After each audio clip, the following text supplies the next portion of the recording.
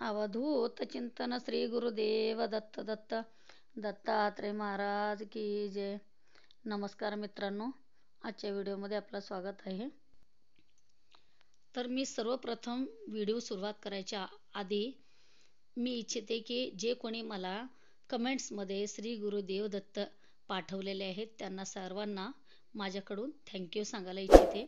आणि त्याआधी 1-2 घंटेच्या आधी मला पल्लवी ताईंनी श्री गुरुदेव दत्त लिहून पाठवलेले आहेत, तर त्यासाठी त्यांना मी थँक्यू सांगते अजून एकदा आणि व्हिडिओला सुरुवात करत आहे.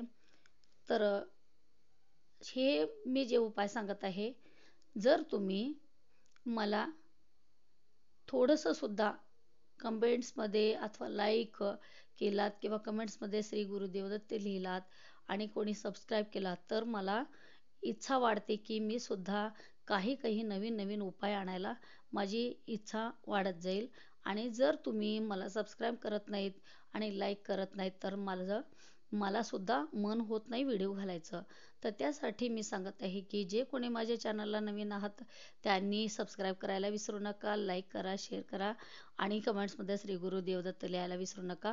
तर मित्रांनो, आजच्या व्हिडिओला मी सुरुवात करत आहे आणि ऐका आणि लक्ष देऊन ऐका आणि तुम्ही अनुभव घ्या. तर मित्रांनो, शनिवारचा उपाय हा आहे आणि पिंपळाचा झाडाचा आहे. तर त्यासाठी तुम्हाला कुठं मंदिरात पिंपळाचं झाड आहे किंवा कुठं तुमच्या घराच्या अवतीभोवती कुठं पण आहे तर ते पिंपळाच्या झाडाला जायचं आहे आणि पिंपळाची पूजा करायची आहे. 11 प्रदक्षिणा घालायचं आहे शनिवारच्या दिवशी आणि तिथले 7 पाने तोडून घेऊन यायचे आहेत.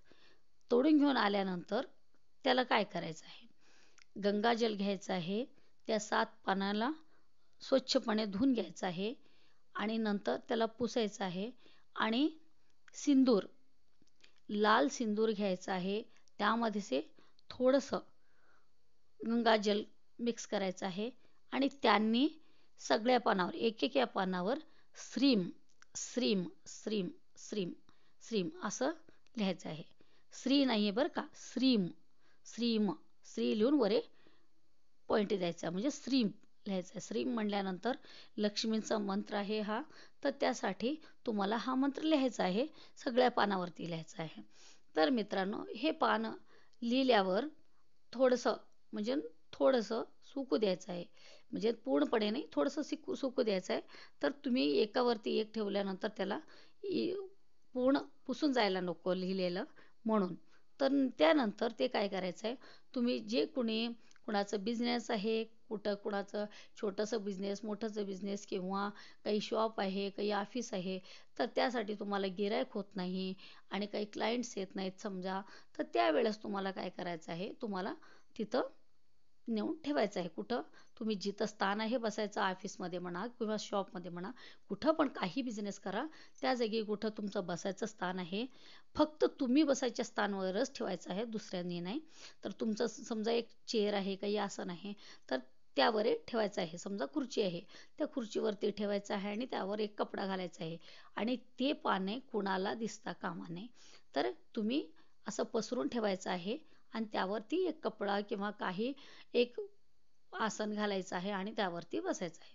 तर मित्रांनो, हे तुम्ही उपाय करून बघा, तुमची तर खूप गिराईक यायला लागल. समजा तुमचं शॉप आहे तर खूप गिराईक व्हायला लागल आणि सगळ्या गोष्टींना पैसा यायचं म्हणजे चुंबकावाने पैसा वडत असता आणि गिराईकसुद्धा होत असतं. तर तुम्ही हे उपाय करून नक्की बघा आणि त्यानंतर हे उपाय एकदाच करायचं नाही, शनिवार नंतर मी जसं हे सांगितलेलं आहे, शनिवारच्या दिवशी पुन्हा बदलायचे आहेत पानं आणि नंतर मी जसं सांगितलेलं आहे तसं पुन्हा एकदा हेच उपाय करायचा आहे. तर दर शनिवारी हे पानं गोळा करायचे आहेत आणि समजा तुम्हाला दर शनिवारी जर झालेलं आहे तर ते पानं काढायचे, दुसरे नवीन पानं जसं मी सांगितलेलं तसं ठेवायचं आणि ते पानं अगोदरचे पानं जे वाळलेले आहेत ते पानं नेऊन तुम्ही नदीमध्ये किंवा तलावामध्ये किंवा कुठं वाहतं पाणी आहे तिथं तुम्ही सोडून द्यायला पाहिजे.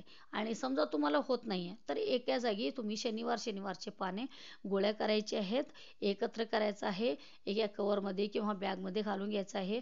समजा तुमच्याकडे नदी नाही आहे, कुठं वाहतं पाणी नाही आहे तर ते ठेवायचं आहे आणि जिथं तुम्ही कधी गेलात त्यावेळी ते नेऊन तुम्हाला विसर्जन करायचं आहे पाण्यामध्ये.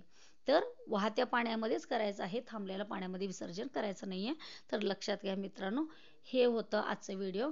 आणि जर करता तुम्हाला माझे व्हिडिओ पसंत आले तर तुम्हाला अनुभवलेले आहेत आणि अनुभव आलेला आहे तर तुम्ही माझ्या चॅनलला सबस्क्राईब करा, लाईक करा, शेअर करा. कमेंट्समध्ये श्री गुरुदेव दत्त लिहायला विसरू नका. तर आजच्या व्हिडिओला मी इथं समाप्त करत आहे. पुढच्या व्हिडिओमध्ये नवीन उपायासोबत पुन्हा भेटू.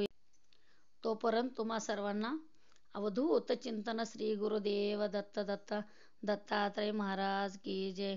दत्तात्रयची असीम कृपा तुमच्यावर आणि आमच्यावर सदैव राहू दे. तोपर्यंत तुम्हा सर्वांना माझा नमस्कार.